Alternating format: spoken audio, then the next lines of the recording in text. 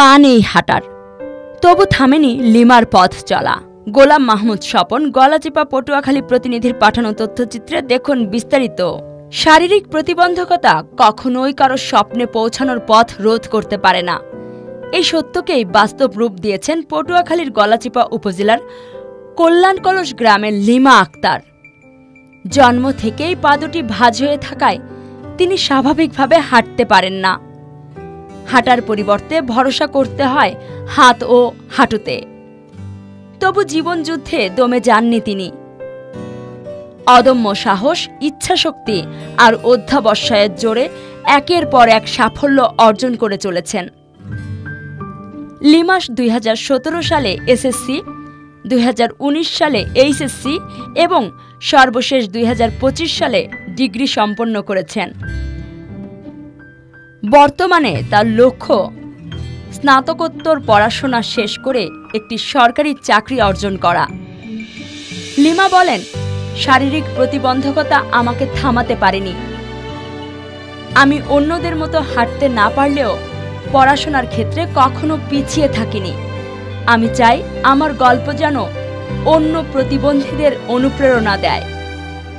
শুধু নিজের ভবিষ্যৎ নিয়েই ভাববে না লিমা, তার স্বপ্ন আরও বড়। তিনি চান সমাজে তার মতো যেসব শারীরিক প্রতিবন্ধী রয়েছেন তারাও যেন সাহস ও পথের দিশা পান। এজন্য প্রয়োজন সামাজিক সহযোগিতা। তিনি বলেন, আমাদের সমাজে অনেক প্রতিবন্ধী আছে, কিন্তু সুযোগ সীমিত।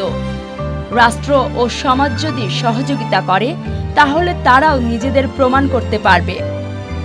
লিমার জীবন গল্পে মুগ্ধ স্থানীয়রা। একজন প্রতিবেশী বলেন, লিমা আমাদের গর্ব।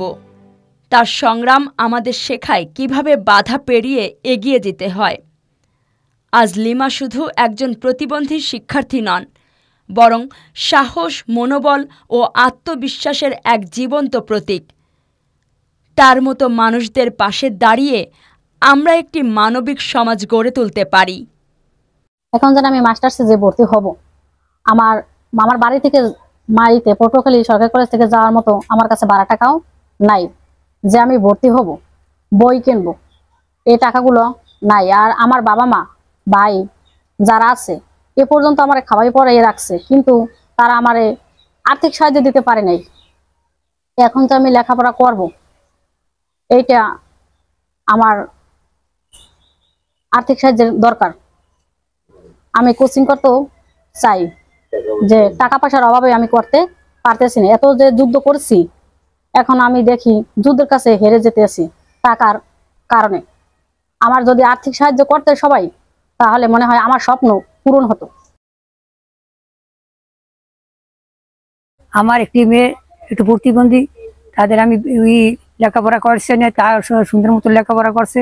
আপনাদের কাছে একটা আবেদন করছি, আমাদের মেয়েটার একটু চাকরি হয়। আমি তখন বুড়া মানুষ, আমি তো কয়েকদিন পর মরে যাব, আবার মেয়েটা কিরম কি করবে, আপনারা এটা একটু চাইবে।